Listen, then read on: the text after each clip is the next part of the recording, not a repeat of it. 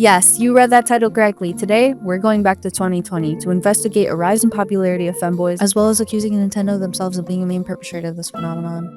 Though maybe it can just be traced back to Japan itself, but I digress. Let's talk about our boy Link. If you look at the evolution of his character design, it's clear. Your boy has gone from the 1986 sword-wielding adventurer. Yo, what the fuck? What the fuck? Do not look up Link 1986. What the fuck is this? This scared the fuck out of me. The delicate featured elven prince, if you will, that we all know and love today. He looks like he's one wind gust away from being swept off his feet, literally and metaphorically. But what's behind this shift? Why has Link gradually become more and more effeminate? It's not just a coincidence. It's a deliberate choice made by Nintendo. And honestly, they're kind of geniuses for it. First, let's unpack Japan's long-standing cultural affinity for effeminate men. This isn't a new phenomenon. The concept of bishonen, literally beautiful boys, has been a staple of Japanese media for decades. These characters often blur the lines between masculine and feminine, embodying the kind of ethereal beauty that transcends traditional gender norms. From iconic anime characters to fashion-forward pop idols, this aesthetic has deep roots in Japanese culture, where beauty and grace are often prized just as much, if not more, than raw masculinity. There's a long-standing cultural trend of blurring gender lines in music, animation, and games. Link's design taps into this aesthetic perfectly. He's strong enough to slay monsters, but also soft enough to make you question your sexuality. Thanks, Aonuma.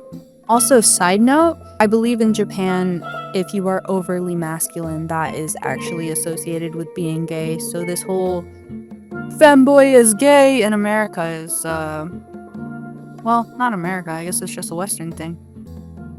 Now, let's get to the heart of the matter. Why this approach works so well with today's audience, especially for us young adult Zelda fans. The fact is, we've grown up in a world where traditional gender norms are being challenged left She's and right. fucking woke. We're generally more accepting Whoa. of fluidity and gender expression, and we gravitate towards characters who reflect that. Especially when it comes to women or AFAB. We love the genderless aura that represents a sort of equality we strive for while remaining beautiful. In a way, Link's design evolution mirrors our own journey towards embracing diversity and rejecting rigid gender roles. Another side note, I will be making a video on this in the future, but in the same way that Link's androgyny gives him a sort of power that is almost akin to like a secret third gender, where he can very much do things that would be expected of a masculine character, but also isn't held down by the effeminate standards that would come if he was a woman. That can also be seen in a lot of BL, and I will be making a video on the genderless expression of BL and why AFAB tend to be more drawn to it. Anyway, let's be real. A lot of us like a good femboy. The rise of femboy culture in 2020 wasn't just a trend, it was a cultural moment. Whether it's the soft, delicate features or the juxtaposition of a traditionally masculine strength with feminine grace, there's something irresistibly appealing about this aesthetic. Nintendo knows this, and they've made Link the poster boy for it, whether we realize it or not. Which is really fucking funny, because as a teenager I thirsted over this aesthetic, and have since grown away from it, but newer Link designs still have me in a chokehold for some reason. And I'm not just talking about Gerudo Link. Can we please move on from Gerudo Link? Okay, I get it.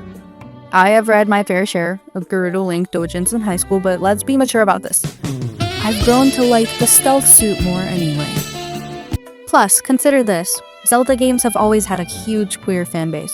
Take the flamboyant villainy of characters like Girahim, for example. There's always been a certain queer energy in Hyrule. No, I'm not saying Link is gay himself. I'm still waiting for a more official takeoff of the Link. And them sharing a house in Tears of the Kingdom was not good enough for me, Aonuma. I need to see the marriage certificate. Some could argue that it's not just about aesthetic appeal, though. Link's changes reflect a layer of immersion in his customized outfits and androgynous build, because honestly, most of the nerds who follow games like this are not running around with bulging muscles and chiseled jaws. We're more likely to relate to a hero who's not just physically capable, but also emotionally complex, a hero who's allowed to be vulnerable, gentle, and yes, pretty. Not that it matters much, because I still shed a tear playing God of War, of all things, finding vulnerability in someone 6 times my size.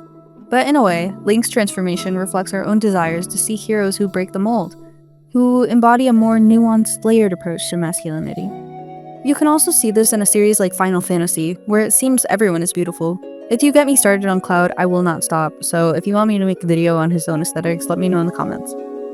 It's certainly easier to reflect those ideals onto a softer frame, but despite Link's looks, we all understand the trauma before him, as well as the incomprehensible strength he has in his little 5-foot body. I mean, seriously, Ganon is fucking huge. How did he do all that? That same juxtaposition we feel playing these games is part of a reason why this choice is so refreshing, in a way. It's nice to appreciate beauty and strength on the same page rather than associating the same tropes with the same looks. But enough of this corny over-explanation of gender roles. We get it. Half of you watching have probably went through a 2020 gender crisis. Exploration is justified. Clearly that's what Breath of the Wild is about, so leave me alone. So next time you're playing Breath of the Wild or Tears of the Kingdom, and you find yourself staring at Link's perfectly fluffy hair or those delicate little eyelashes, just remember, it's not an accident. It's a carefully crafted design meant to resonate with us, the fans, who want a hero that's not just strong, but also gorgeous and complex. And let's be honest, if this is the direction Nintendo is going in, I'm all in. What I'm not here for is spending money fucking dollars. So what do you think? Is Link's twinkification a reflection of cultural shifts, a savvy marketing move, or just Nintendo leaning into what they know their fans love? Drop your thoughts, and let's keep this conversation going. Until next time, keep it cute, keep it nerdy, and may your adventures be as fabulous as our hero himself. See ya!